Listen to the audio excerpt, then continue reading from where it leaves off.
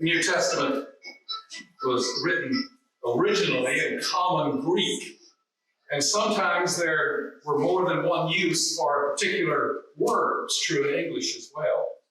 The Greeks had several different words for love, for instance. Another example, they had two words for time, chronos and kairos. Chronos, which gives us our word chronology, is tick-tock time, clock time. Chronos is made up of seconds, minutes, hours, etc.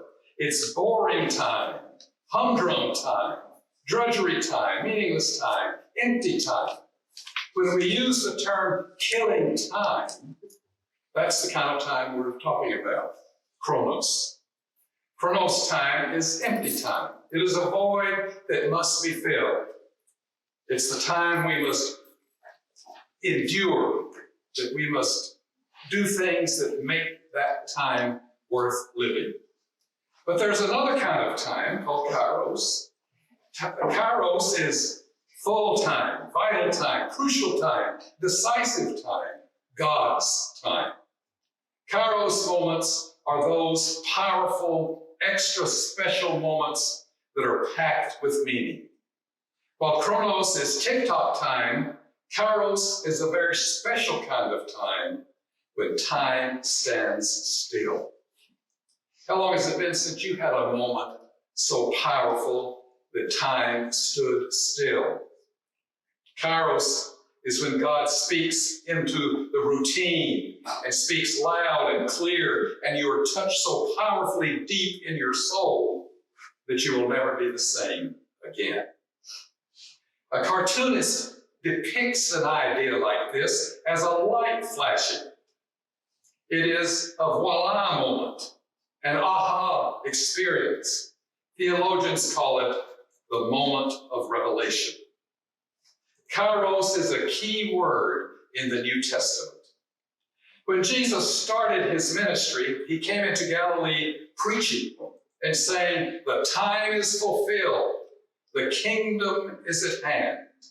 Repent and believe in the gospel."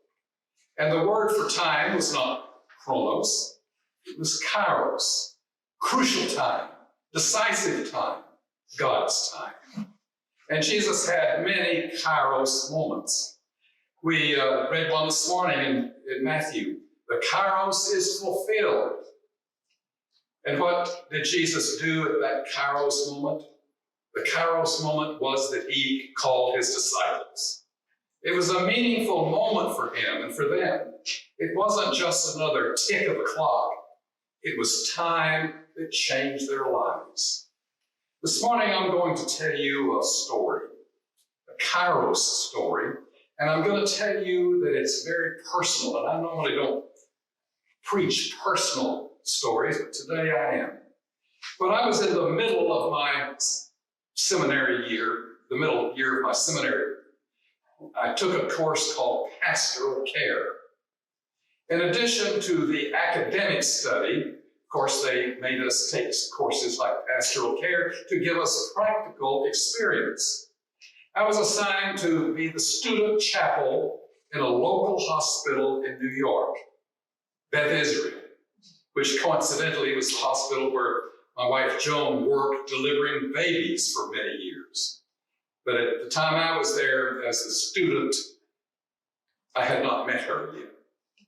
Kind of makes me think maybe it was all meant to be. We both worked out of the same hospital for a while.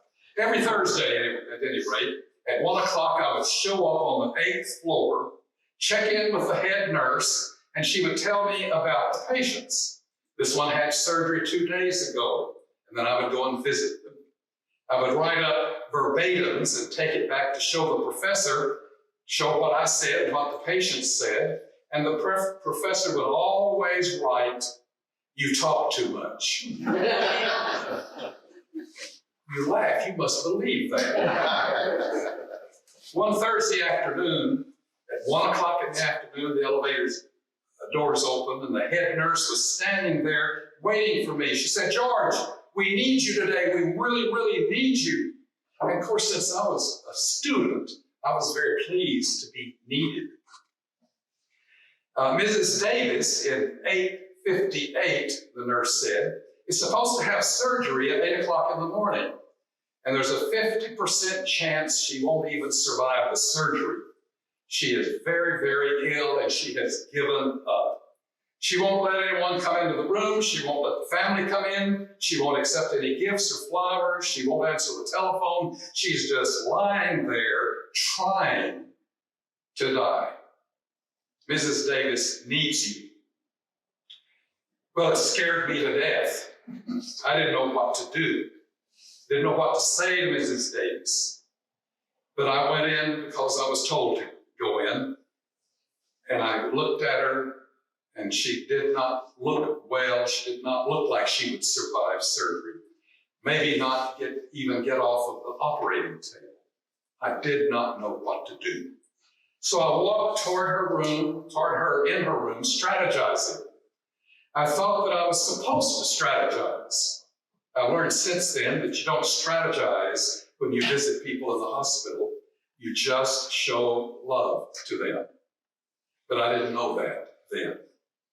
I decided that I would use non-directive counseling. Are you familiar with that term? Non-directive counseling. When you let the other person talk and you just grunt every now and then. Or you repeat back what they've said.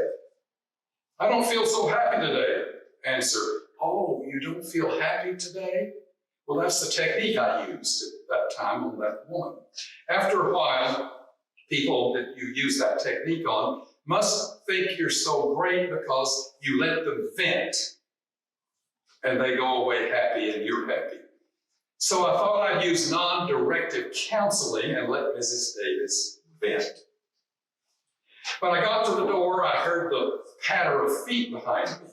I turned to see the head nurse running after me. She said, George, I forgot the most important thing.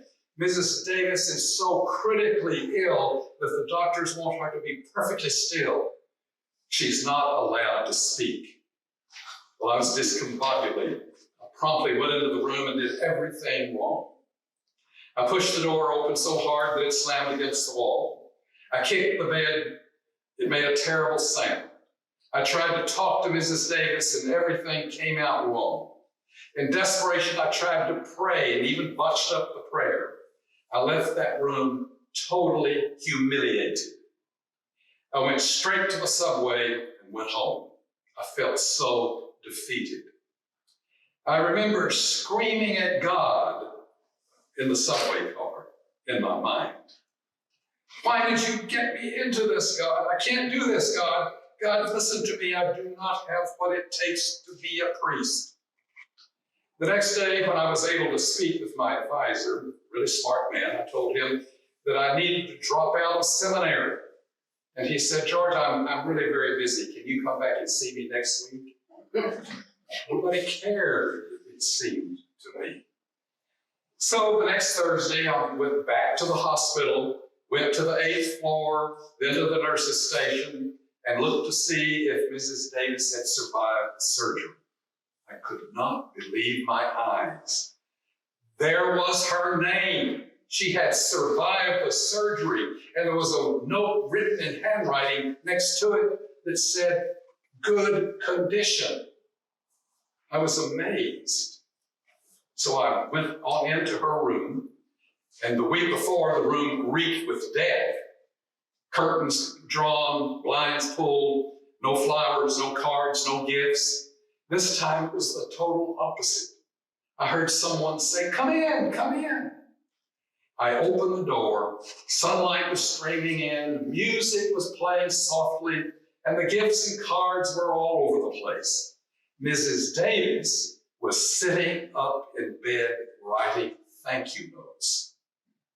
I went over to her and I said, Mrs. Davis, you may not remember me, and she said, don't remember you? How could I forget you? You saved my life.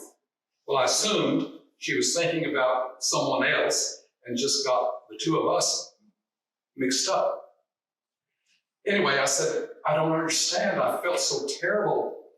I did everything wrong when I visited you. She said, that's just it. I felt so sorry for you. You were so pitiful.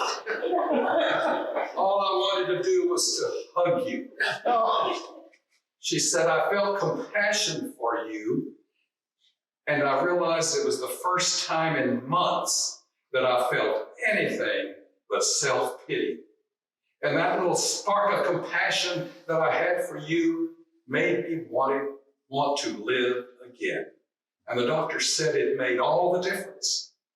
So I walked out of that room inspired. Here's why. I learned a lesson that day that changed my life, that turned my life around. I think of Mrs. Davis quite often. For 35 years, every time I have to go tell somebody that they've got a bad report from the doctor, I think of Mrs. Davis. For 35 years, every time I sit down to talk with a couple that's having trouble with their marriage, I think of Mrs. Davis. For many reasons, for 35 years, if you have a guess, that's how long I've been ordained. I thought of Mrs. Davis, and I still think of her today. And here's why. The lesson I learned from my experience with Mrs. Davis was this. I learned that day that I don't have to be perfect. I don't even have to be good. All I have to be is faithful. Just do my best and trust God for the rest. That day I learned what inspiration was. I don't know what I would have done if it hadn't been for Mrs. Davis. It was the moment of Kairos. It was the moment of Kairos. It was the Kairos moment of encouragement. It was the Kairos moment of love.